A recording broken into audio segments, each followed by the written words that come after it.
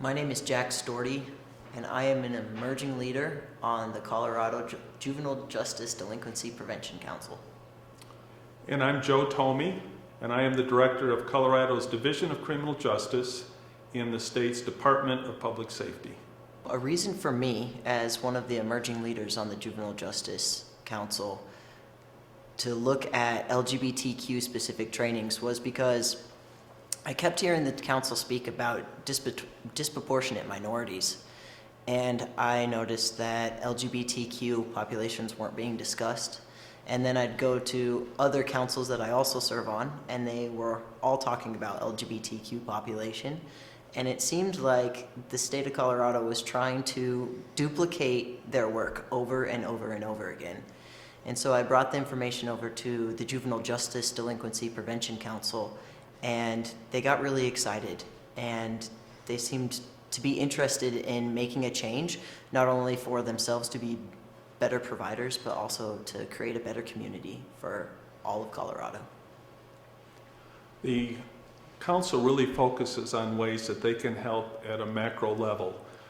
They recognized how there are, as you said, Jack, so many young people based on their character or circumstances that are overrepresented in the system, and realized that they hadn't really been able to make any progress or even been thinking about this population.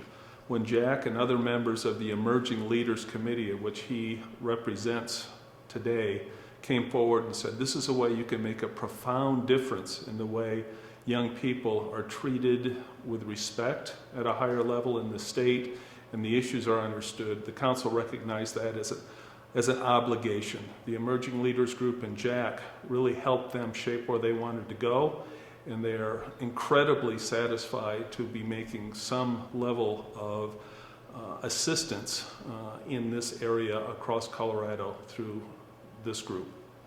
I think that it was so important to have this project be youth-driven because so many things have changed in our society, from social media to the way people interact in person with each other, to just policies and procedures in school, to the acceptance and the amount of communication about sexual identity, gender identity. There's been a massive social change.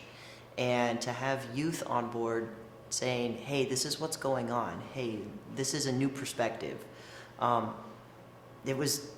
It's just important to have a new look. I often encourage people to, think outside the box. What questions haven't we asked? Because it's so easy to get stuck with the same questions, looking for new answers, but how can you expect to get new answers from old questions? The council looked at this in the context of, if we want to design programs that work and we turn to young people, youth-driven strategies to design those programs, shouldn't we be using a youth-driven strategy to also develop the overreaching strategy for moving forward? It's an issue of trust. When the old guard come in and say, this is what's important, or this is how we're going to proceed, those that are affected by it stand back and wonder if it's really in their best interest. When they understand that their peers, that folks that have walked the same path with great intent, great knowledge, and huge enthusiasm are the folks that shaped it, we understand that we're going to be making much greater progress in shaping better policy and practice.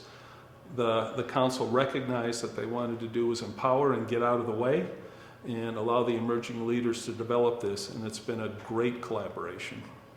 I hope that people get from these trainings, from the videos, the webinars, the technical assistant questions that will go with the videos, that people get continued support for LGBTQ issues that arise in treatment. So many people attend trainings and then they get energized and excited about all this new information, but then they don't know how to take it back to their staff, or they don't know how to implement it.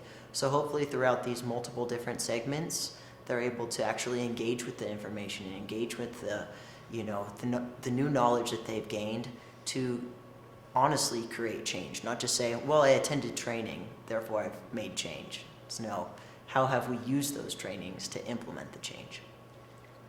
And I know that the council also is hopeful that the toolkit, the webinars and the workbooks and the other training materials and the interaction will embolden folks to broaden their sense of advocacy for this population.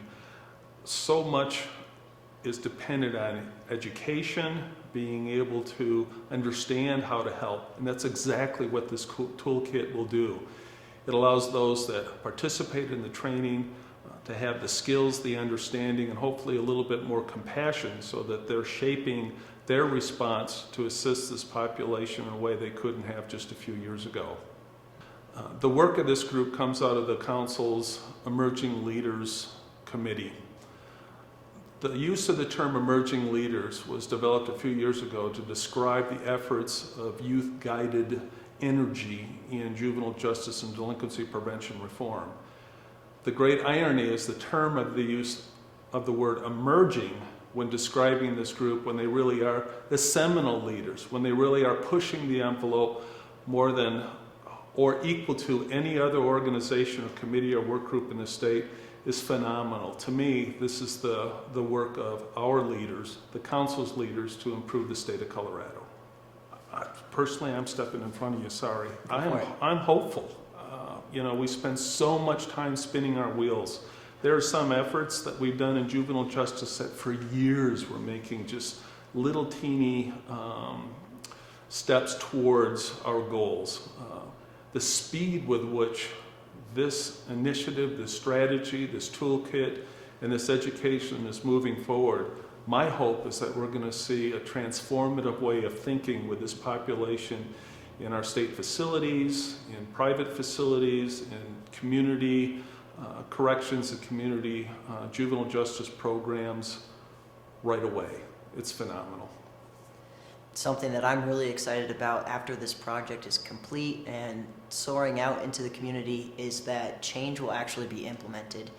When someone says, hey, I need help learning about this, instead of developing a program, the program's already there. We can stop spinning our wheels and we can actually take steps forward.